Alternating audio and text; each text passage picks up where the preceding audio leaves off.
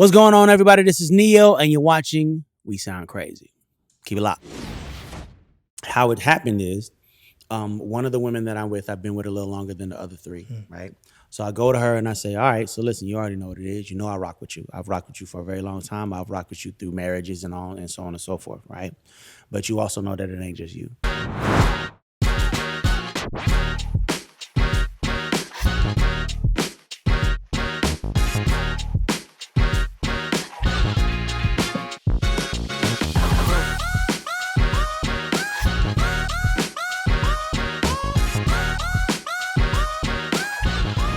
Welcome to another week of We Sound Crazy, your official backstage pass to all things music and culture. Your boy Phillionaire is here.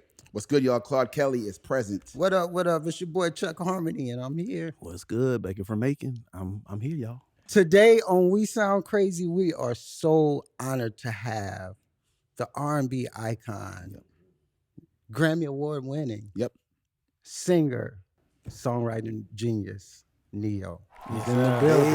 We Sound Crazy. Whoa! Yeah.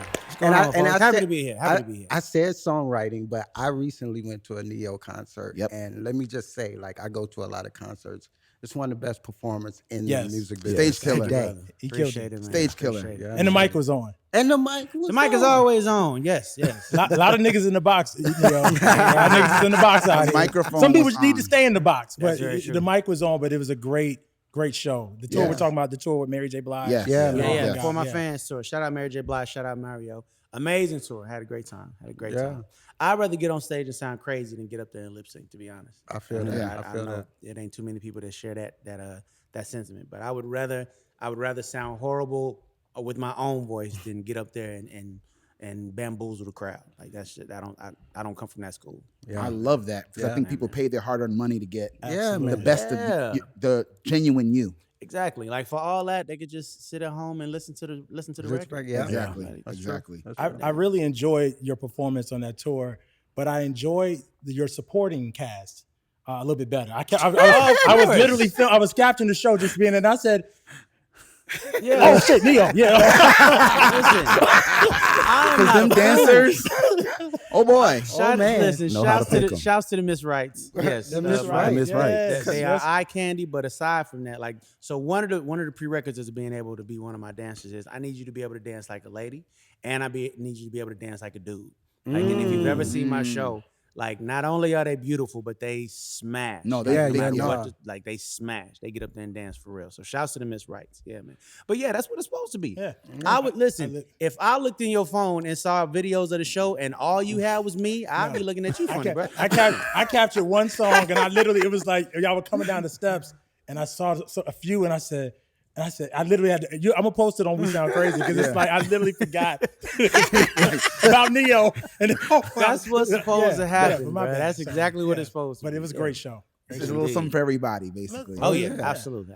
How was the tour overall? How was the experience? Man, it was dope. Like really, really. First and foremost, Mary J. Blige is amazing people and has been as long as I've known her. She's like that cool ass auntie where you love going over her house because you know you're gonna eat good, you're gonna laugh. Yeah. You know, if something bothering you, you can actually sit and talk to her about it. You know, y'all might cry together, whatever the case may be, but you know you're in a safe space. That's who Mary is. So the whole tour was that. Mind you, we didn't see a whole lot of her outside of, the inside the show. Yeah. Matter of fact, I think I might have saw her in 38 shows. I might have saw her 4 times. Listen, Mary was moving. She was doing her thing. Yeah. But again, every time I see her, she's always, just super cordial, super good people, super real people. And and I don't got to tell you don't get a lot of that in the music industry. No. You don't get a lot of genuine in the music industry. And Mary has always been that. So yeah. And then plus the boy Mario. Great dude. Yeah. We actually got the opportunity to perform You Should Let Me Love You together for the first time ever. That's Which crazy. is nuts. We Yeah. done did 4 tours together and never did the song together. So the LA show, we actually got to do it together, and it was a moment. How did that feel doing that song with him? It was dope. I mean, I understood why we had never done it before, because it's I ain't never gonna be the dude to take somebody's moment from them, and I wrote the song, but it's his song. That's his moment. So for him to share that moment with me, I was honored, and the crowd loved it. It was a moment for real. So this year, for a lot of us, marks 20 years since we found out who Neo was Yes, as an sir. artist. Yeah, man. And we're talking about touring. compared to when you first started, how do you approach touring now compared to younger Neo? So when I first started touring, my goal was to make sure that before I left that stage, they knew who the hell I was, right? Because I knew initially walking on that stage, they didn't know who the hell I was. Yeah. Nothing has changed. In 20 years, I get on that stage every night like don't nobody know who the hell I am, and my goal is to make sure they know me before I leave. That's crazy. Because mind you, it's like, so with an artist that's been around for a little while, you and it's not even a thing that against that artist, but it's like you kind of fall into this place where like you know that if you just wanted to phone it in, you kind of could, especially if you got a few hits under your belt. It's like I ain't got to get up here and kill myself. I can turn the mic to the crowd and they'll do most of the work for me. Yeah. But I can't do that. I feel like the day that I become that person is the day that I'm gonna get like a major injury to where I can't be on stage no more or something, because it's like I've lost my appreciation for what it is. Like it's a blessing to be 45 and to be able to get on stage and move the way I can move and sing and dance. Man. Like, come on, man. Like this is not your uncle's 45 over here. Like, Come on now. well, you know what? Damn it. Listen, at the end of the day, you're doing something right, for real. There's a lot of credit that you deserve for being timeless, thinking about things that way. Did you realize that you were changing the game when you came out in that way? I mean, I know that was your intention to do love songs, but do you understand how much of a game changer you've been? To be honest, no. I was doing what felt good. So the production of my first album, at this point, I got to give a shout out to L.A. Reid, because L.A. Reid basically handed me my budget and said, bring me back something dope. Like, he didn't try to put his hand on it. He didn't try to lead or direct. He said, listen, I like what you do. I want you to, that's why I'm signing you, because I like what you do, which was music to my ears coming off of the Columbia deal that I had previous, where everything I did, they had a hand in. They had to say, no, don't wear that, wear this. No, don't write that type of song, write this type of song. No, don't work with those producers, work with these producers, so on and so forth, to the point where the album that we finished was not me. Yeah. I didn't recognize the pictures. I didn't recognize the sound. It wasn't me. So when I got signed to Def Jam, L.A. Reid said, bro, I love what you do. Just do that. So we went in the studio every day. For my first album, we went in the studio every day with zero pressure. We just said, listen, we just gonna make good music, and then we're gonna put it in the hands of the people that figure out where it's supposed to go. And I feel like you can hear that in that album. But it wasn't like we went in there like, all right, ladies and gentlemen, today we're gonna change the game. Like, we just really was just doing what felt good. Like I am a child of Boyz II Men. I'm a child of Jodeci and you know, Brian McKnight's and like that's the era that I grew up. Joe, that's the era that I grew up listening to. John B, like Babyface, that's what I grew up listening to. So, mind you, I knew that coming into the game, you wasn't hearing a lot of that anymore. It wasn't on the radio at all. So it was very much a thing of, you know what, I know what I like to hear. And since we in here just doing what feels good, I'm gonna do what feels good to me. And that's what happened. And you know, by the grace of God, people agreed. And I feel like the pendulum is slowly but surely swinging back towards that, which I'm so damn happy about. Yeah. Mind you, as a lover of music, I have to find a way to appreciate every evolution of music in some way. But I feel like R&B, just as a genre, it's like the things that made it great are the things that, for whatever reason, a new generation came in and threw away. Yeah. Like the vulnerability. I agree. You know, the essence of a love song. Like it got cool to call a woman a bitch in a song. Right. Like, what? Wait, what? Bitch, I love you. Wait, what? Hold on. That don't really. They don't go together. How Yeah. you my bitch. That became I love you. You my bitch. It's like, all right. Again, I can appreciate it because, you know, this generation is gonna do something different. The next generation gonna do something different. But at the same time, vulnerability and masculinity can exist in the same space. And it feel like the new generations just didn't believe that. Yeah. So everything got real tough. Everything got real, you know, just real harsh. The delivery just got real harsh. And I can only be who the hell I am. Like that's one thing that I actually pride myself on, is just, listen, this is me, love it or leave it alone. Damn it. Like, I'm gonna do what I do the way that I do it. If you love it, cool. If you don't, you have so many options. So much other stuff. It's so crazy because I feel like I have experience that nobody has, because a lot of times I was sitting there with my ballads over Yeah. the corner, my ballad tracks, and he was recording these hit records like while I was in the studio listening to this guy do like Spotlight and these records like that. Like I feel like so when I hear him on the radio, it's just a whole nother experience because I was there. Man. That's I would love to hear how you two came to be collaborators and family. Can I tell my story? Tell Go your for story. it, because I genuinely don't remember. It's one of those things where it's like wasn't Chuck just always there? Nah, it's crazy because I never get to tell the story because it's not just a story about music, it's a story about manifestation. So I'm in Atlanta and I'm driving down the freeway and Because of You came on. And I'm listening, I'm just jamming. So shit. And then the bridge, ain't no. Yeah. Ode to Mike. When that chord came out, I was like, that's Chuck Harmony shit right there. That's what I need. I need the kind of writer that understands that kind of and what you did was so perfect for those chords. And I was a chord guy. Cut to 2 weeks later, my friend Askia Fountain, I was in Askia. Okay. I All was right. Yeah. I was in church and I was playing the organ, and some kind of way he got a hold with my wife at the time, and he called my wife. He was like, "Yo, Neo manager want to meet Chuck." Like, and so my wife came running down the aisle to the organ. She was like, "Yo, Neo want to meet you." I thought this nigga wanted to meet you. Meet me. It was Tango. So she's like, "Neo want to meet you. Neo want to meet you." So I got off the organ. Probably should have got fired because I got In the middle of church? In the middle of church. service. The pastor and God said, Peace out. And I ran down to the studio, and it was a dark studio in Atlanta, the Compound Studios. Yeah, man. And it was just Tashawn and Tango, and this guy named Dada. But anyway, they played me this record called "Ain't Nobody Stupid" that Neo had wrote for this artist named Paula Campbell. You yeah, remember man. that? Yeah, man. And some kind of weird, I'm talking about super weird way, because I didn't even really know Dada like that.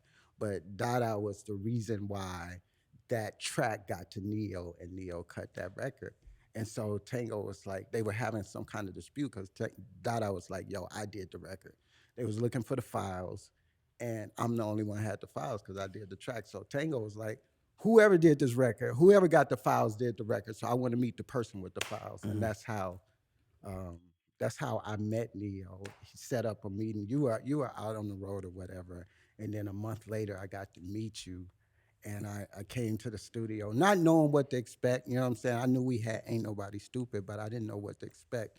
And that first night, you wrote "I Got Nothing Left" for Celine Dion. Yes, sir. You wrote Yeah. "Growing Pains" for Mary J. Blige. Yeah. Come on. And then I went home, and then his engineer called me like, "Can you give me the files to this track?" And you wrote "Let Me Know" to Janet Jackson. The same night. Yeah. Wow. Yeah, man. And so You hear all them heavy hitters in one session? one night changed my life. It's crazy. What it was is, so again, me being me and me loving the kind of music that I love, Yeah. the producers that was coming around was very hip hop driven. It was a lot of real hip hoppy stuff, a lot of samples and stuff like that. So when I heard the track that became "Ain't Nobody Stupid," I'm like, okay, whoever this is, they get it. Yeah. Melody. I need some damn melody. Somebody come on with some melodies. Yeah. So that track, and then so that's what made Tango go find you. Like, all right, Yeah. okay, all right, whatever. He liked what this dude do. Let's go find this dude. Because there was a point where I was like, man, if you bring me another track with just an 808, come on, man. Like, Yeah. I'm just like, you understand what it is I do, bro. Yeah, like yeah. this ain't gonna work. Yeah. When that track came through, I'm like, this. Yeah. I need more of this. Crazy. They came and found you, and sure enough, that's the reason that all the songs came out that night, because it was like giving a steak to a starving man. Like, finally, somebody gets it. Let's go. Yeah, and the crazy part about those tracks is literally I was in Atlanta shopping those tracks to everybody, and everybody was like, "Yo, those tracks too musical." Like, I like them. Like Like, they who sound- said no, Chuck? What's too musical? I'm Whoever, sorry, this food got too much flavor. Right. What? whoever was representing Tyrese at the time, I remember Wow. the I Got Nothing Left track. They was trying to get me to put all different kind of drums on it because I was playing all live instruments on that track, and so it was How just dare like, right. And so it was just like put some this on that and this, and so I went and did 7 or 8 passes of that for Tyrese, and then at the end it was like fuck that, it's too musical, and so Crazy. It happens a lot though. yeah, man. Oh yeah. It happens a lot. That's all right. Celine Dion understood. She understood. Celine got it. Shouts to Celine. And literally, like that was like my first time hearing A-list voice on my record was Celine. Think about that, like Yeah. Celine, the first one Of all people, yeah. of all people. That's crazy. Yeah, shouts to the incomparable Celine Dion. Yes. man. Yeah. When I think about the recording process y'all touched on, So Sick, one of my favorite songs. Yes. Absolutely. First listen. It's a perfect song. It's one of the most brilliant compositions in the history of music to me. Agreed. One of my So favorite simple. songs. Appreciate that. It's so simple. It's so- so but- poignant. But you wrote the song in 3 minutes, I heard. Yeah. Mm-hmm. Can you take us back to that session? man? So when you said perfect song, I feel like so for everybody, there's a moment where God goes, all right, you ready? Here you go. Yep. Yeah. Right? That was the moment for me. Because I met Stargate that night. The night that we cut So Sick was my first time meeting Stargate, right? I walked out of the bathroom in Sony Studios and ran into Tim, the manager. Yeah. And at the time I had Mario's Let Me Love You already. So I had done that. And he was like, yo, I'm a huge fan of that record. Oh, you cutting for yourself now? Well, man, you gotta come in, you gotta meet my producers, da. So I walked in and I meet these 2 tall, lanky white dudes with Norwegian accents. And I'm like, okay, this is about to be interesting. All right, well, play me something. The first track they played. Dun, dun, dun, dun, dun, dun. Jesus Christ. Stop it. Run that back one more time. right. Dun, dun, dun, dun. I instantly grabbed my pad. All right, let's go. They're like, what? Let's go. I'm like, let's go. We're in the studio, knocked the song out in an hour. That is one of the 3 songs in my 20-year career that everybody agreed on. Everybody was like, yeah, that's one. That's only happened 3 times. Again, 20 years, that's happened 3 times ever in my life. What were the other 2? What was the other 2? It was Miss Independent. Yep. And damn, what was the third one? Another perfect song, by the way. What was the third one? Shit, I can't remember what the third one was. It was no, it wasn't Closer because I didn't agree on Closer. Damn, I can't think of what the third one was. But I recall that feeling only happening 3 times. Yeah, You know, and 2 of them was Stargate Records. Yeah. I'll never forget being a freshman in college. Christmas break, everybody heard that song. By the time we got back to school in January, the entire campus, you heard cars riding down the street playing that record. Everybody had, like, you could literally be in class. Class is about to start and people are playing that record before the professor walks in. If you're in the music business, that's the kind of song everyone's chasing. Yeah. Like you're chasing that little pocket of magic. Yeah, Or man. like you said, like that download from God, like here, just boop, here you go.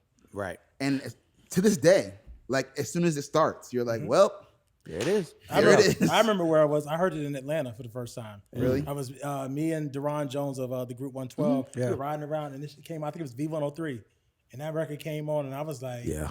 what in the fuck is this? This nigga who had the state record? Like, this Neo? Oh, I was like, oh, this album about to be. Yes. And that was my, because Yeah, Stay was the man. first single, right? Yeah. So that's, yes. I remember I was like, this the Stay nigga. Yeah. This He's like, this is a stay nigga. You know what? That's perfect because that's so L.A. Reid. So mind you, we brought him Stay, So Sick, and I think Let Go. Brought him all 3 of those records at the same time.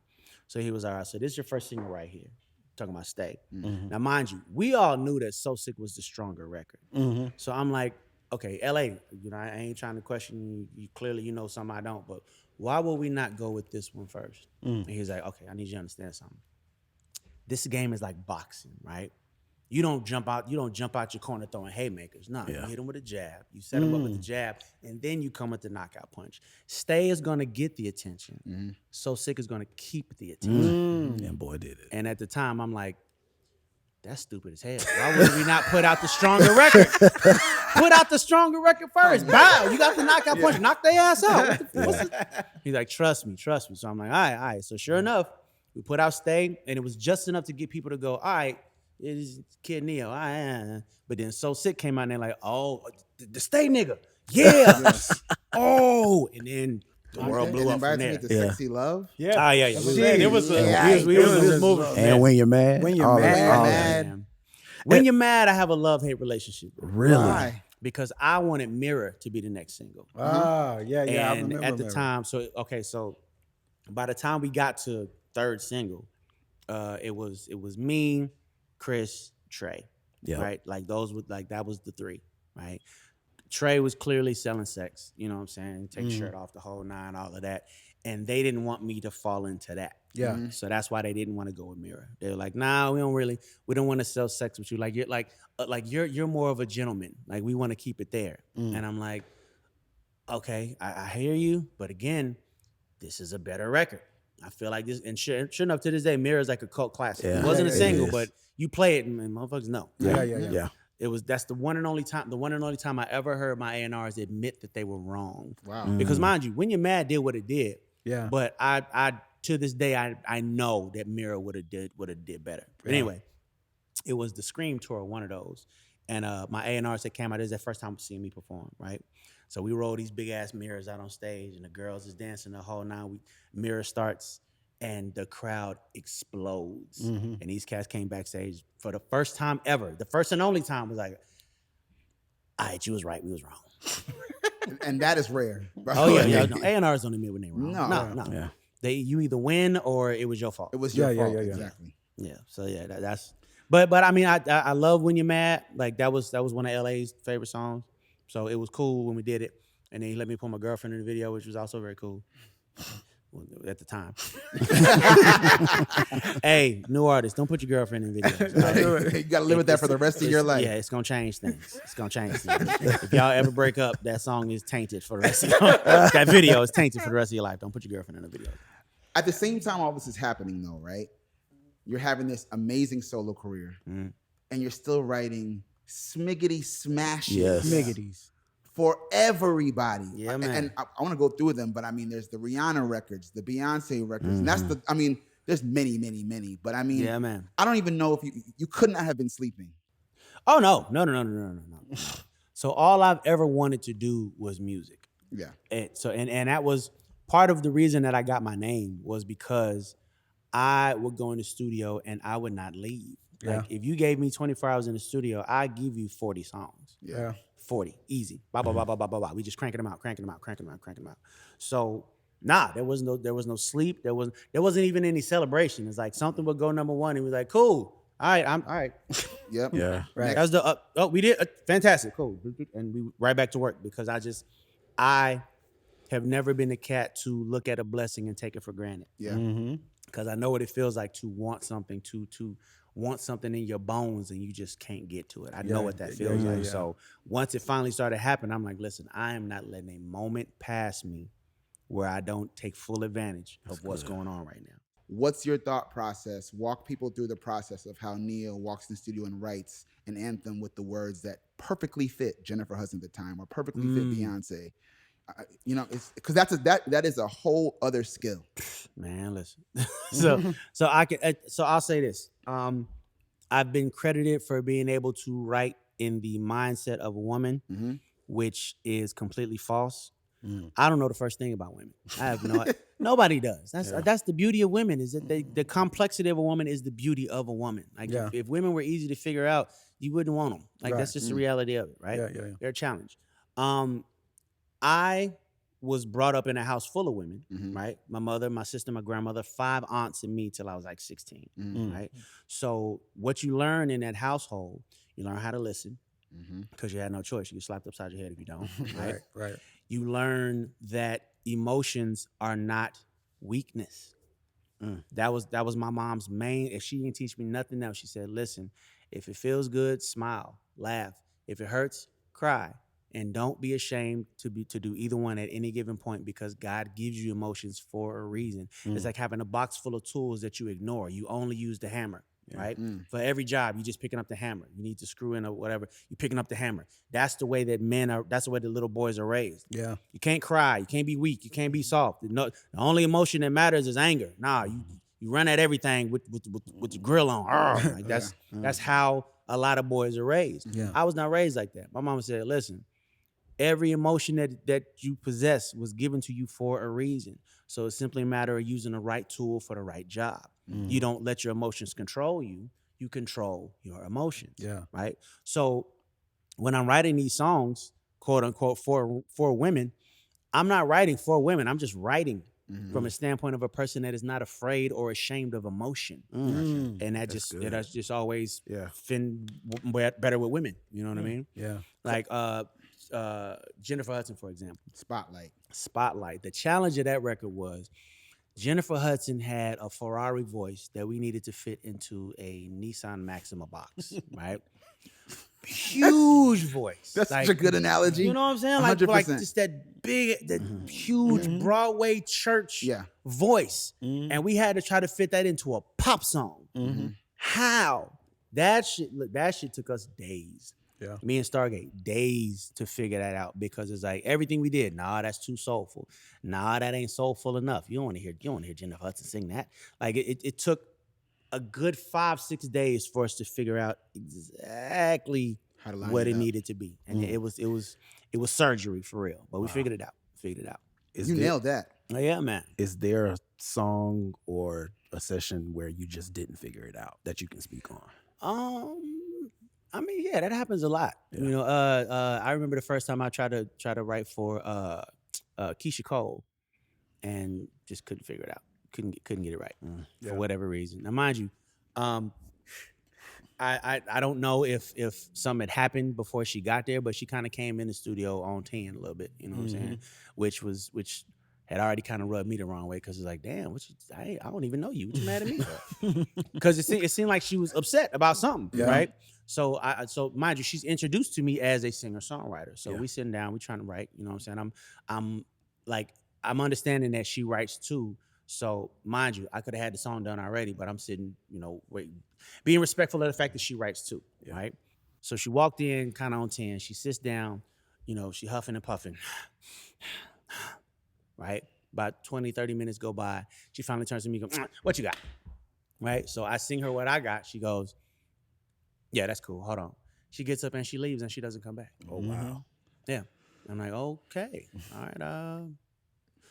Guess that's the session, guys. All right. Listen, I'm glad you're saying that, because people don't know. No disrespect to Keisha Cole, but that's what happened. That was our first dealing. Mind, we've had other dealings since then, but our initial dealing was that. And I'm like, okay, I guess no Keisha Cole songs. All righty then. And we moved on with life. Mind you, I saw her plenty other times after that, and everything was all cool, fine and good. But that initial meeting was that. I mean, you wrote so many songs in your lifetime. Is there a subject matter or perspective that you haven't written about that you want to write about? I have not, and mind you, we've briefly discussed this off camera. So the whole concept of masculinity and vulnerability, and then being able to exist in the same space, the reality of every guy is not the cool guy all the time. You don't always get the girl. You don't always have all the money. You're not always the cat that everybody looking at, right? Right. Dare I say it, it might be a cat out there that's even cooler than you that could potentially take your girl from you. Like, nobody ever touches on this, because no guy wants to admit that he's not the main character in his own story, right? However, that is more of a reality than a lot of people than cats will ever let on. And I want to find a way to write a song that expresses that without being too corny or simpish, if that makes sense. You know what I'm saying? Like finding a way to toe the line between that level of vulnerability and honesty without tipping over into, a subject matter that no one will ever admit that they can relate to. Yeah. And I know that's going to be surgery too. That's going to take a specific wording, a specific cadence to make that just cool enough to be uncool. You know what I mean? Mm-hmm. Like that's one of the reasons that I appreciate country music so much, because in country music, at least from my perspective, you don't have to be the cool guy. Yeah. You don't have to be the cat with all the money and all the girls and all the fame and the diamonds. Like you can have a tractor and a dog and you straight, right? No, for real. Totally like, good. This is what country music is to me. It's like Jolene is one of the dopest country songs ever. And it is a song about a woman begging another woman not to take her man. Like what woman today is going to do that? What woman today is going to admit to that level of insecurity? You know what I'm saying? Yeah. You're not only begging this woman not to take your man, you bigging her up. You telling her, listen, I know how beautiful you are. Yes, you're gorgeous. You're absolutely gorgeous. Please don't take my man from me. Yeah. That level of vulnerability does not really exist in music right now. Everybody's too cool. Everybody's too tough. You can't take my man. Yeah, she could. Probably has, and you just don't know it yet. And the crazy thing is, it's happening, right? It's happening as we speak, and nobody wants to speak on it because it's painful. All right, well, the B in R&B stands for blues. It stands for blues. Yeah. It's okay. It's all right to be real. It's all right to express things that hurt. There's nothing wrong with this. And if you give it a shot, you'll realize there are more people that agree than disagree. You know what I'm saying? They might not do it out loud, but I promise you that song will get streamed and streamed and streamed because they'll be at home in a dark room by themselves crying, listening to that damn record. I got a question. So is there a song that you've written for another artist that you wish you would have kept for yourself? Man, I've been getting asked this question a lot lately. So there's a song that I did for a cat. I believe his name was Mario Vasquez. Yeah.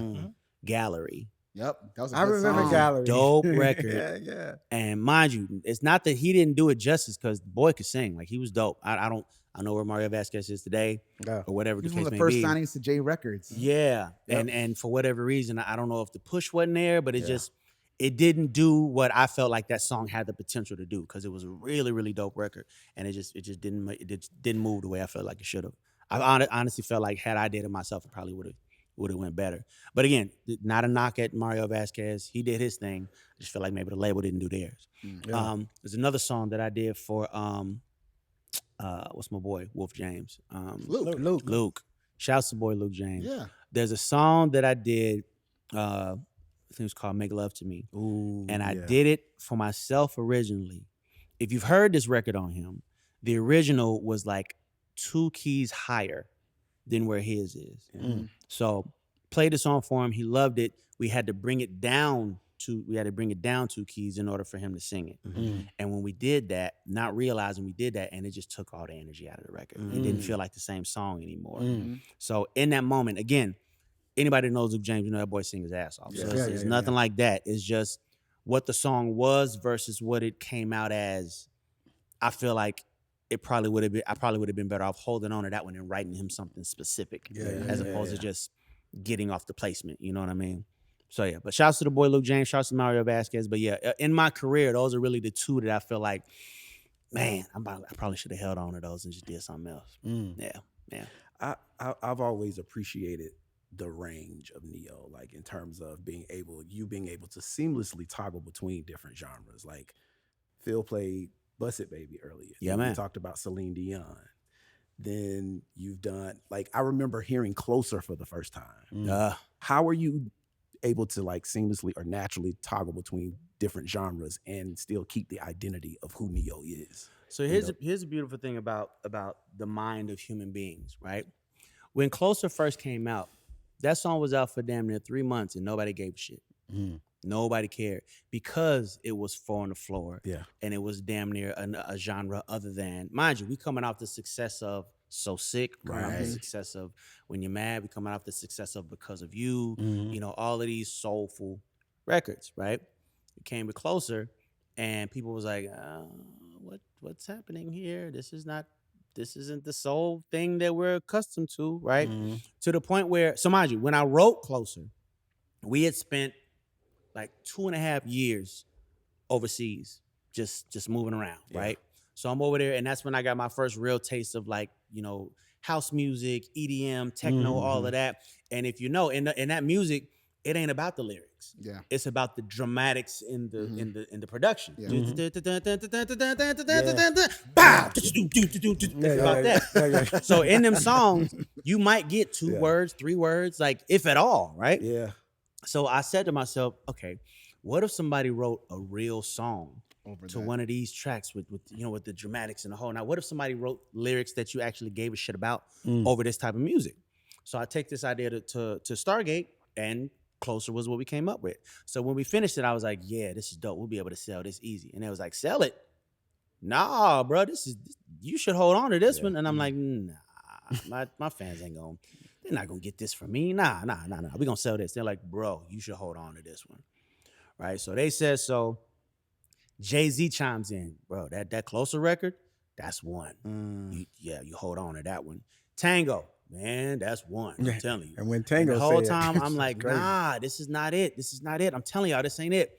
Bruh, this is it. Matter of fact, this is your first single. Oh, come on, y'all. What? Nah, this is not. So we put it out. Sure enough, first 3 months that it's out, 0 noise. No one's caring. Yeah. To the point where L.A. Reid calls us in, and we knew what he was calling us in for. He was calling us in to tell us, hey, man, we're going to jump off this record and do something else, right? Before I walk into the meeting, Tango next to me like, don't let him talk you out of this record. I'm telling you, bro, it's not working. Trust me, when they get it, they going to get it. Do not let him talk you off this record. Before we walk into the building, Jay-Z, hey, L.A. about to tell you to get off that record. Do not get off that record. But all right, so sure enough, we walk in the building, and of course, L.A. Reid is like, hey, so yeah, I'm thinking that the Closer thing, I'm thinking we want to go another direction. And through gritted teeth, I'm like, nah, man, let's stay on it. Let's just give it a little bit more time. L.A. was like, you sure? Because I mean, 3 months is a long time for nothing to be happening. But you sure you want? Yeah, man, let's stay on the damn record. So that year, we got the BET Awards performance. Remember, it was me, the Jabberwockies, whole 9. After that performance, that motherfucker took off. Yeah. Like, man. And the crazy thing is, nobody remembers the first 3 months that song was out where they didn't give a shit. Yeah. It just, everybody remembers it being one of them ones. It always slapped me. It just always was. And then everyone started doing 4 on the floor after that. Yes. Oh, yeah. That's what I'm saying. Game changer. Like, it was 4 on the floor forever after that because everyone wanted what Neo was doing. Yeah. It's a gift and a curse, though, because after that, then that's all the label wanted. We need another Closer. Closer was a moment. Can we create a new moment? Nah. We need another Closer. So then the next album, they dropped Beautiful Monster, which was Closer's ugly cousin. And it didn't work. It didn't work. I remember that video was crazy. Yeah. Oh, yeah. Well, I mean, it's a few reasons why the Libra Scale album didn't work. You know, I had just got off of, I had done 2 movies at that point. I had done Red Tails with George Lucas, and I had done Battle Los Angeles. So I had the movie bug, right? But not even so much for acting. Like, I spent all my time with the writers and the director because I wanted to do that. So I go to the label like, yo, for my 4th album, right? I want to do like a 30-minute mini movie and then have the album be the soundtrack to the mini movie. And they was like, yo, that's a dope idea. All right, so who's going to write the script? I'm like, I'm going to write the script. Like, oh, okay, cool. So bring us a script and then we'll get it going. Mind you, in the world of screenplay, a minute equates to a page. 1 page is 1 minute, right? I told them 30 minutes. Script had 145 pages in it. I didn't know that a page equated to a minute. I had no idea. I'm just writing.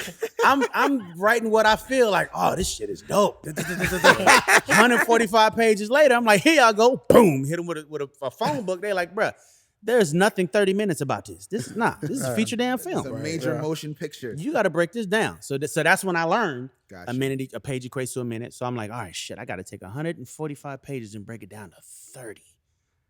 Shit. Yeah. How the hell am I gonna do this? So by the time I figured it out, we didn't have time to cast it, film it, the whole 9. So what was supposed to be a 30-minute mini movie turned into what was supposed to be 6 long-form videos. Right. So the story behind Libra Scale, I wrote the story, wrote the whole concept. It was my first time actually trying to direct too. Shout out to Dwayne Isham who helped with that. And you'll notice we only did 3. long Yeah. form videos because after a while, Def Jam was like, "Listen, we ain't giving you no more money for this, bro. We don't know what the hell you're doing. We don't understand. We're not giving you any more money." And you could tell when you watch those videos. So it was Beautiful Monster, Champagne Life, and 1 in a Million. Mm-hmm.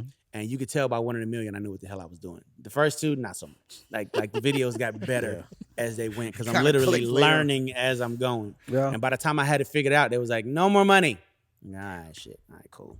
So yeah, the 1 in a Million video ends with a to be continued that Never cool. Never It continue. never continued. It's crazy because 1 in a Million. That's one of the only songs that I love, but I don't listen to. And the reason why I don't listen to it is because that's the rough mix that people hear. Yeah. That is the rough mix. That is not the mixed and mastered version. That is the rough mix. So Yeah. You Jodeci that thing. so shout out to, because I still use them to this day. But KD mixed the record, and for some reason, Reid fell in love with the rough mix of the record that Skylar James did. And so he was just like, he was so adamant. He was like, "Yo, this mix sound like smooth jazz. I'm not fucking with this." And so he put out 1 in a Million. And as, I mean, people love the record, but as the creator of the record, like, it's just so hard for me to listen because I knew What it was supposed to Yes. sound like. especially with the video, because the video, like, it was on the sound stage. I just remember the whole thing that it was part of this telekinesis, right? Yeah. It was I did a whole story about superheroes. Yeah, and the whole nine, yeah. and it was Columbus Short was in the studio. man. Yeah. So that did not go well. Didn't go well. But you know what? It's one of my best stories about that album. So mind you, we coming off the back of Year of the Gentleman. Yeah, right? We don't want Grammys and shit. Yeah. Like, Yeah. we on top of the world. So we just know fourth album, we about to do it again, right? Fourth album comes out, tanks, right? The best part of the fourth album was 1 in a Million, right? So the album comes out, album does really, really bad. The reviews is bad, except that, as a matter of fact, I think the only song on that album that anybody that they liked was 1 in a Million. 1 in a Million, I think Telekinesis was the two, right? Yeah. So I'm destroyed, right? I'm crumbled. So we get an invite to Prince's Grammy party, which is like, all right, silver lining in a dark cloud, cool. So we go to Prince's house, right? The Grammy party is at his house, at the pool house behind the house. It's like a plexiglass cover over the pool. So everybody's partying on top of the pool, which I thought, all right, we're going to die. No, we cool. It's hundreds of people in here, all standing on top of the pool. Whatever. Prince is in the corner on a little stage, him and his band, and they just jamming, right? Prince sees me, puts his guitar down, beelines through the crowd, comes over to me and says, "Libra Scale is a good album, and don't let anybody tell you different," and walked away. Shit. Whoa. And I ain't see him for the rest of the night. From that moment, I was like, you know what? I don't give a shit that we went double wood. I don't care that nobody understood the story. None of that shit matters anymore. Prince said it's a dope album. Damn it, it's a dope album. It's my dopest album. I don't care what nobody said. Do you remember who we wrote 1 in a Million for? No. We wrote 2 songs for an A-list actor. It was we wrote this song called "How Come You're Not Drunk Yet." It was for Jamie Foxx. Jamie damn Foxx. Wow. Yeah. And I remember L.A. Reid was in the studio and he was just playing the Libra Scale album, and then he was just like, I got a couple records just, and you played 1 in a Million. He was like, that's the one right there. Yeah. Well, we wrote that for Jamie Foxx. I do remember that. Yeah, If you man. ain't drunk yet. Da-da. Yep, I remember that. Yeah. I remember that, yeah. You're rocking the cowboy hat now, right? Yeah, man. Yeah, So, man. if you don't know, we're in Nashville. Neo's Tennessee. Yes, hashtag, indeed. hashtag Neo in Nashville. Neo in Nashville. And Nashville's known as a songwriter's town. I'm curious to know who you would consider your songwriting idols Songwriting idols. of all time. Of all time. Yeah, Damn. because I know it's there's some variety there because you listen to a lot of different kinds of music. Yeah, man. Yeah. Okay, so Stevie's in there, hands down. From production to songwriting all the way across the board. Stevie's in there. Lionel Richie's in there. Yes. Man, do y'all remember there was a year where Lionel Richie got Publisher of the Year?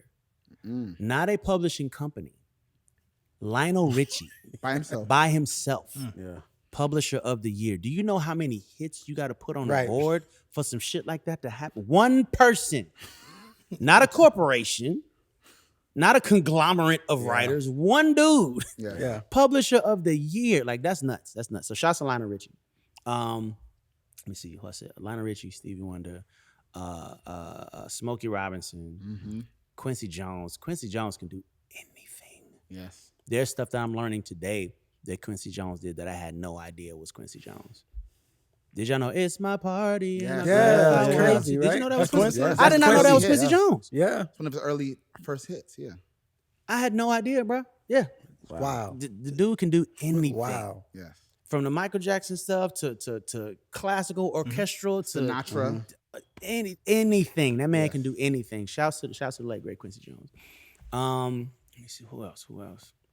Babyface, of course. You know what I'm saying? Teddy Riley is another one that just the man could do no wrong. Yeah. Like if it's hip hop, if it's R&B, he's in there. He done been a part of 9 different groups and all of them successful.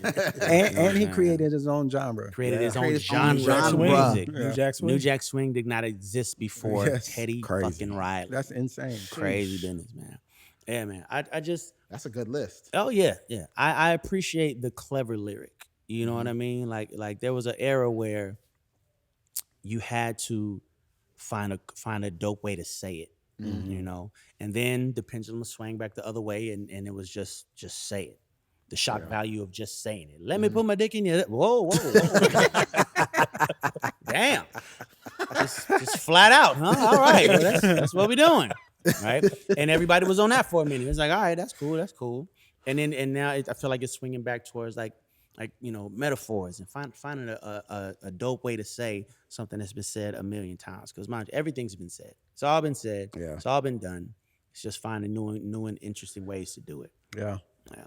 So, Neo, you wrote one of my favorite Beyonce songs that ever placed, but we all Yes, know sir. Irreplaceable, right? Yeah. But Flaws and All is the one I Yeah, want to talk man. about. That was originally intended for Britney Spears. Britney Spears. Okay, Britney take me Spears. back to the creative process for Flaws and All, but then how did that transition happen from Britney to B? So if you think about the lyrics to Flaws and All, I wrote that song right at the head of when all of that controversy started happening with Britney, right? And she's with her husband, and everybody's questioning the marriage and questioning him and questioning her, and it's like, I kind of put myself in a mindset of a person that is reading the blogs and seeing what everybody's saying and letting that get to them, and then looking over at the person that is loving them for it, not for it, but just loving them. Period. Like it's like, yo, I don't understand how the hell you love me. I'm bipolar. I'm this. I'm that. There's this problem and that problem and all of this, and you still love me. How? Yeah. How? Right? So that's where the inspiration for the song came from. Played the song, made the mistake. Well, I can't call it a mistake because it got Beyonce, but I played the song in a session one night, and Tata, who's Jay-Z's right hand man, Tata, he was my A&R at the time. So Tata heard the record and was like, hey, let me get a copy of that. And I'm like, all right, cool. Why? Don't worry about it. Let me get a copy of that. All right, cool. A week later, he came back and told me it was going to be on Beyonce's album. I'm like, wait. We did that for Britney. Yeah, how many sessions we done set up for Britney and she didn't even show up? Yeah, let me get that. It was a few. It was a few that we did that every song that we did that was supposed to be for Britney wound up on another artist. Good Girl Gone Bad was supposed to be for Britney. What? Good Girl Gone Bad was meant for Britney Spears. That's crazy. Yeah. What else from that album? Damn it! It was another one from that album that we wrote specifically for Britney, and it went to Rihanna. Talking about an album that also changed the game. Man. The Good Girl Gone Bad album was the skyrocket for Rihanna. Yeah, me and Rihanna's relationship was weird because so I met her when she was like 15, and mind you, I was like 25, so there was no sexual anything, right? Like this was baby sis, right? So writing these songs for her, or whatever, and I literally became like kind of a brother figure to her, right? So as she's growing up and becoming Rihanna, the sex symbol, and all my niggas is like, ooh, Rihanna, and I'm like, ugh. No. Like, you saw Rihanna legs? Hell no, I ain't see Rihanna legs. Hell wrong with y'all? Yeah. But I realized like they not looking at the Rihanna. I'm still seeing the 15-year-old ain't had sex yet, trying to figure out what that's the Rihanna I met, right? So yeah, I remember the conversation about cutting her hair. She asked me, she's like, "You think I should cut my hair?" And I'm like, "Yeah, why not?" She's like, "Because my forehead is huge." I'm like, fuck it. Just do it. Go for it. I ain't gonna say I was the deciding factor in why she decided to cut her hair, but I was definitely for cut the damn hair. Fuck it. What people gonna that changed the game. It don't matter. That haircut changed the game. That's separated. Because every girl had that haircut. Yeah, man. Oh yeah. Oh yeah. What I didn't realize until maybe about a year ago, because Complex Simplicity from Tidra Moses is one of my favorite Yes. albums. Shouts out to Tidra Moses, man. I didn't realize you were vocal producing her on that record. Yeah, man. Yeah, man. Like Not writing, mind you. All the writing was 100% Tidra Moses. Yeah, but vocal arrangement, harmonies, melodies, and all of that. Yeah. What do you remember about that time and just the process of doing all that? So when I met Tidra Moses, I was a machine, right? I didn't have to catch a vibe or a feeling. Like I literally went in the studio and we just did it. Tidra Moses is the first artist I ever met that had to be in the mood to write. Right? Like it would be sessions where we all show up and Tidra will walk in the room and sit quiet for a minute. Tidra, you cool? And she just busts out crying and leave. And we like, what did I say? Nah, man, that's just Tidra, right? She was now mind you, when she was in the vibe to write, I mean, amazing shit. But she literally had to be like, I can't do it if I don't feel it. Yeah. And I had never experienced that before. I'm like, wait, but I mean, studio time is expensive. Like it's money paid. Like, yeah, you know what I'm saying? It ain't no I feel it or I don't. It's like, listen, you got 3 hours and it costs you this much, get what you gonna get. Like she was the first person I ever met that was on that. But I get it though. And it's one of the reasons that I became a quality versus quantity type of writer. Because initially it was very much quantity versus quality. Like I knock out 12 songs in a night, but of the 12, you could only use 3 really. You know what I'm saying? But it was just cranking them out. Because it was like, okay, we only got this much time. I ain't got no damn money. So let's get everything we can while we here type shit. Whereas she was like, listen, if I'm inspired, I'm gonna write. If I'm not, I'm not. It was some sessions where we just sat up and talked the whole session. And then she went home and I went home and that was it. And then the next day we come in and do 2 songs. But then the day after that, nothing. Like just Tidra crying again. What's wrong? Every song on that Complex Simplicity album was a real song based on her and the father of her kids. Shouts to the boy Razzcast. They was going through what they was going through and she was writing about it. But she was writing about it in real time. Like as it was happening. So it wasn't just lyrics. This was like literally her putting her life on record. Yeah. So, if they got an argument about something or whatever the case may be, and she came in the next day, she's still buzzing off the argument. So we ain't writing today. I'm crying today. I'm crying and venting today. That's what today is. Wow. And like she's just always been that kind of artist. And I have the utmost respect for that kind of art because art is supposed to be inspired by something. Yeah. Right? Yeah. All art is inspired by something. Yeah. So she taught me to pay more attention to what I'm inspired by versus just getting out as much as I could just because I could. You know what I mean? Lessons like I learned that from Tidra Moses. Lessons from Tidra. That's a cult classic to this Love day. her to this day. Yeah. Who's the one that got away? Every songwriter has the one that like, I could just get in the studio with so-and-so and it doesn't happen. Is there someone that you just have not gotten locked in with that you want to or wanted to? So I have 5 kings, right? It's only 4 heads on Mount Rushmore. Yeah. All right, well, my Mount Rushmore has 5 heads, right? Yeah. Prince, Michael Jackson, Stevie Wonder, Sammy Davis Jr., Marvin Gaye. Now, of those 5, only 1 is still alive, right? The incomparable Stevie Wonder. Yeah. I have never done anything with Stevie Wonder. That'd be crazy. And that'd be amazing, I need that to happen. Yeah. I need it to happen before I leave this plane of existence or he does. I need that to happen. People don't understand when I say that there would be no Neo without Michael Jackson's Off the Wall and Stevie Wonder's Hotter Than July and Songs in the Key of Life. Those are the albums that helped me learn how to appreciate my own voice. When I first started singing, I hated my voice because I've always had kind of a high nasally timbre to my joint, right? And my mom, who is my hero to this day, has been my whole life. But, you know, growing up, she would listen to, you know, your Teddy Pendergrass and you know, Levert. Oh, that, right? Clark calls that dark skin R&B. Yeah, man. That's what he called it. That's what you. Yeah, you have a little hair in your chest. Got to put a taco meat out. Yeah, taco meat. That's one of them. You know? Yell at you for an hour. For an hour. The women just love it. Turn them off. All right. That aggression. That. I didn't have that. I had a turn them off. And it wasn't the same. Turn them Mine off. was not it. So I hated singing because I couldn't sound like that, right? Yeah. So my mom gave me Michael Jackson, Stevie Wonder, and she said, listen to the way that they use their instrument. It'll help you get more comfortable with your own. So literally, like if not for those albums, I would not be singing. So I need to do something with Stevie Wonder before we leave this earth. It needs to happen. I would love that. Happen. That's a great combo. That is. Man. I have to ask you because there was this little show called Showtime at the Apollo. Oh Lord. You were in a group called Envy. Yeah, man. And what was your name? Go. Go. Yes. Y'all struggled, but y'all get through. But we survived. My question is, what was the mindset after that experience and just having all of the tools that you all thought you should have? So let me run down the story of that. Yeah. All right. So Corey Clark, who you may or may not be familiar with, Corey Clark From American Idol? receives a large sum of infamy from the American Idol situation. Corey Clark was a part of the group that I was in. Right. Corey was kind of like our first manager because Corey was always the one that found a way to get us into some situation, but then Corey was always the one to fuck it up. Right? It'd be a situation like Corey ran up on Clive Davis walking out of a restaurant and somehow figured out a way to get Clive Davis to agree to meet us at 8 o'clock Tuesday.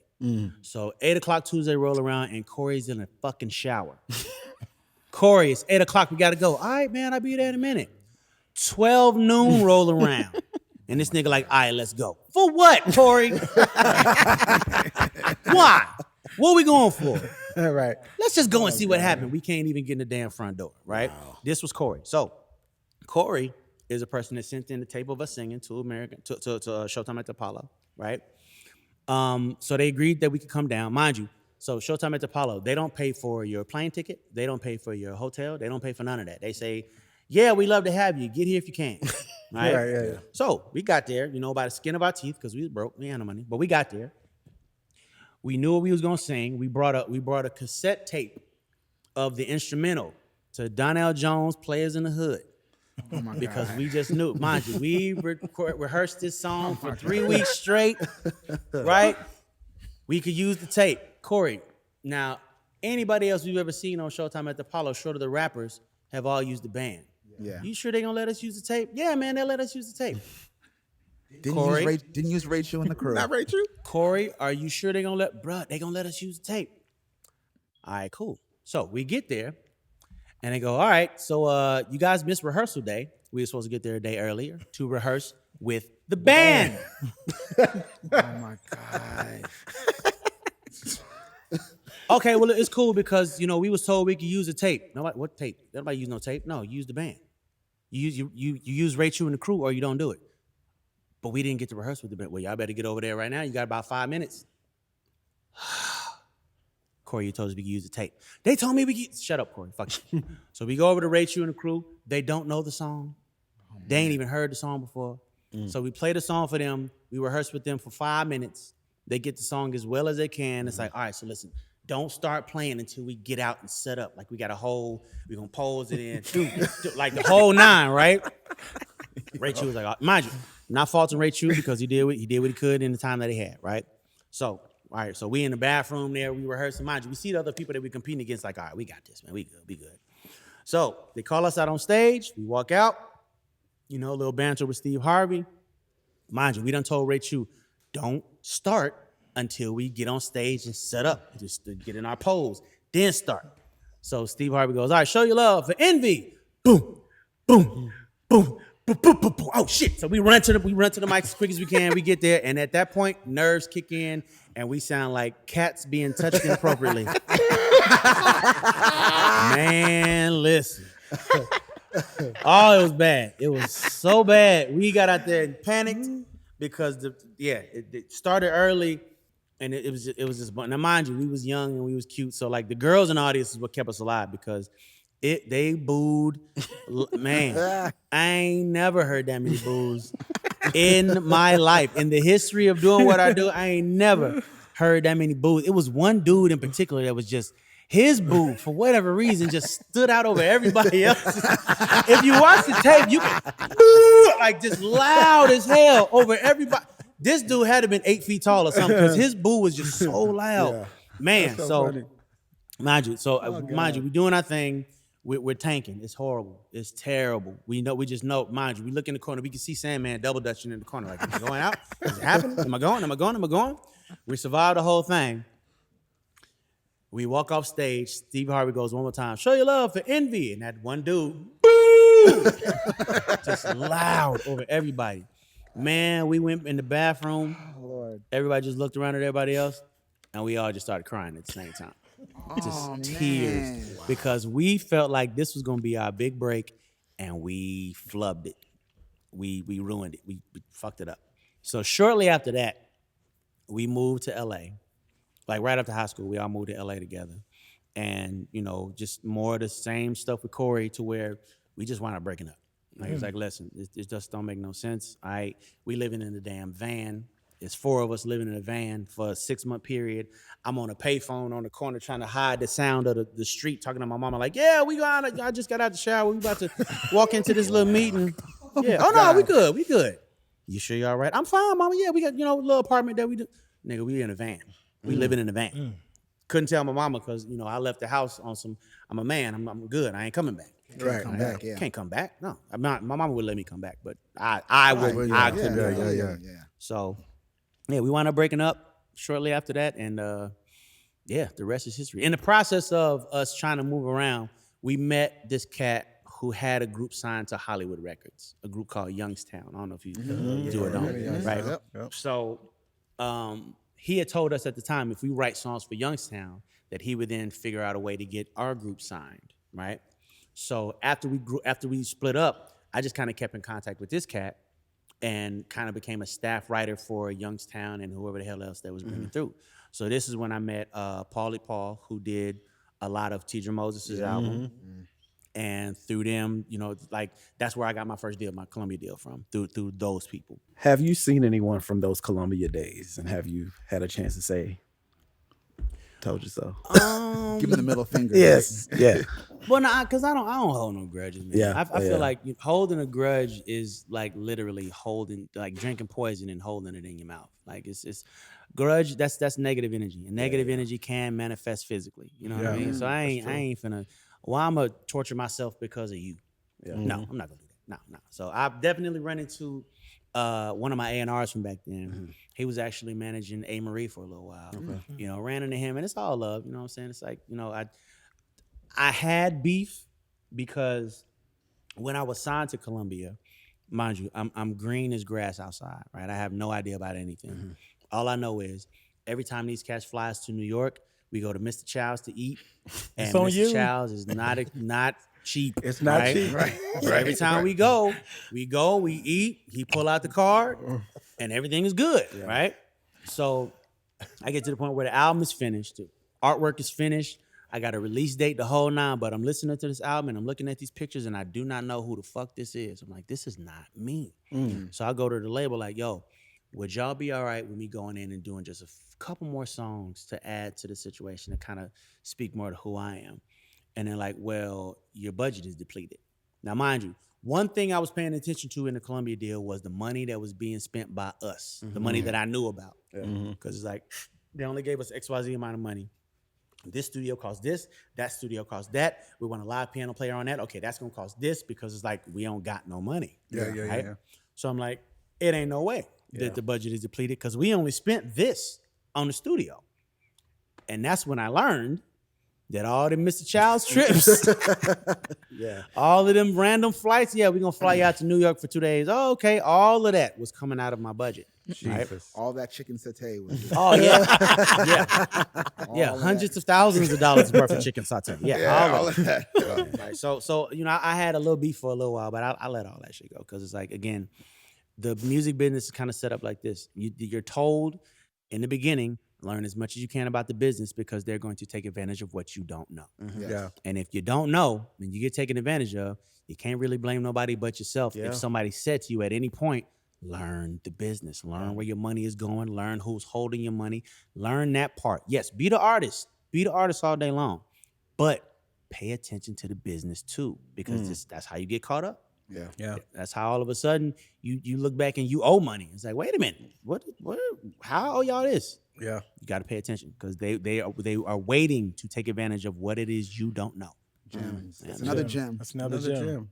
Gems according to Neo. Indeed, brother. Neo, I want to know what's the most challenging song you've ever written? Most challenging song. So Baby by Me with 50. He made me rewrite that hook like 4 times. Yeah. Really? Yeah. It was like 4 different passes on that hook. I mean, I just kind of chalked it up to, he know what he want and he know what he don't. Like, but it wasn't necessarily difficult. Like I've always been able to hear 4 or 5 different ideas on the same track. Like I've come across a lot of writers. It's like, okay, once I lock into this idea, I can't hear nothing else. And it's like, that's never been me. No, there's always somewhere else to go. There's a million melodies out there. There's always somewhere else to go. So it wasn't necessarily difficult, but that was one of the first times that I have ever had to go in 4 times on the same song. That was the first time I'd ever experienced that. That's crazy. Yeah, it's like he would like this piece of it, but not that piece. Yeah. So we go in and change that piece. It's like, okay, now I like this piece, but the other piece I don't really. All right, cool. So we go in again, like 4 different. So the 4th one is the one that everybody knows. I don't play no games when I'm in that thing. Yeah. That was the 4th pass of that hook. That's crazy. That's crazy. Yeah, man. So we talked a lot about professionally. I have to ask, just because, again, we scroll on social media. Indeed. I see a lot publicly. What made you want to reveal that such a personal part of your life to the public? Like, what made you kind of say, you know what, I'm ready to reveal this part of me? Because we know people are critical on social media. They're going to comment, as we talked about earlier. But what was that decision like to say, you know what? Good question. So a lot of people I won't say a lot of people. There's a group of people that feel like I jumped up one morning and said, hey, everybody, I got 4 girlfriends. Hey, didn't happen like that, right? So after my divorce, after my very public divorce, right? I did a lot of soul searching. I did a lot of internal work, just on some. I hurt a whole bunch of people, you know what I'm saying? Because there was lies I told to everybody, lies I told to my mama, lies I told to my friends, on top of the lies that I told to my wife, you know. So once that happened, I decided that I never wanted to make anybody feel like that ever again. So I decided that I was going to be 150 million% honest about everything at all times. Do not ask me if that dress makes you look fat, if it indeed makes you look fat, because I'm going to find a real nice way to say, yeah, babe, that one ain't complimenting your shape at all. You should probably wear something else. Like, I'm not bullshitting nobody no more. So how it happened is, one of the women that I'm with, I've been with a little longer than the other 3, right? So I go to her and I say, all right, so listen, you already know what it is. You know I rock with you. I've rocked with you for a very long time. I've rocked with you through marriages and so on and so forth, right? But you also know that it ain't just you. So here's what I want to do. I want to introduce you to these other women. I want us to all rock together. If you with it, cool. We're going to have a great time. If you not, that's cool too. No love lost. You go your way, I go mine. She agreed to it. I set up a dinner, set everybody down, introduced everybody, and we've been rocking ever since. Now, I did not volunteer this information to the world on some, hey, everybody look at me. We was all out at the club one night, right? We took a picture with the cat that's there that takes pictures, and he was like, yo, which one of them is your lady? I'm like, all of them. He's like, wait, what? I'm like, yeah, all. He's like, all 3 of them? At the time, it was only 3. He's like, all 3 of them? I'm like, yeah. He's like, so y'all rock together? I'm like, yeah, nigga, what? Yeah. And from there, it just kind of snowballed into everywhere I go, somebody asking the question. And me, on this honest kick, if you ask me, I'm going to tell you. Yeah. Now, I'm not volunteering the shit, but if you ask the question, I'm going to answer the question. Yeah. And then it got to the point where every interview I was doing, somebody wanted to know about them, who they were, and all that. So I finally just said, all right, if y'all so curious about this, let me just go ahead and put it on social media. Here they are, everyone. Here you go. 1, 2, 3, 4. Here's their names. Here's who they are to me. Say something nice or go on about your business. And the rest is what it is. So I love to hear a song about it, which I'm hoping is on a new project. Because Coming soon. I'm so intrigued because again, I've done poly. You know, I've been in 2. I only could do 2. Like that. 4 is impressive. Like 4 is impressive to me. I mean, because 2 is a lot of work. It's a lot of work. A lot of juggling. Oh yeah. A lot of I need to get a bigger bed if I had 4. You know what I'm saying? So, Get an Alaskan king. see what I'm saying? Get an Alaskan king. That's like 2 California kings side by side. The name of the album is Alaskan. Yeah, man. Would you ever do reality TV? No. Because so again, in the name of not volunteering too much information, don't get me wrong. If you ask me a question, I don't have a problem answering, but I feel like be it a poly relationship or a monogamous relationship, just you and another person, you give too much information away and it will spoil your relationship because you know that everybody got their input, everybody got something to say. Yeah. Everybody feels like they should tell you what they feel about what the hell you doing in your bedroom. It doesn't matter if everyone else would do what you do. It's refreshing because I think people don't keep it real enough. Indeed. About what's happening with their wants, their needs, their kinks, their pleasures. Yeah. Huh? I said especially me. Especially you. You know what I It's realized? refreshing, to be honest. You can genuinely live the life that you want to live the way you want to live it. Yep. Yeah. If you stop giving a damn about how it's going to affect somebody else, Yes. what they're going to say about you, what they're going to think, fuck them. Because what they're going to say anyway. Anyway, What they're going to think, they're going to think anyway. Yeah. You can spend your entire life living for other people. Mm-hmm. Somebody will come to you and say, you know why I don't like him? Because he don't live for himself.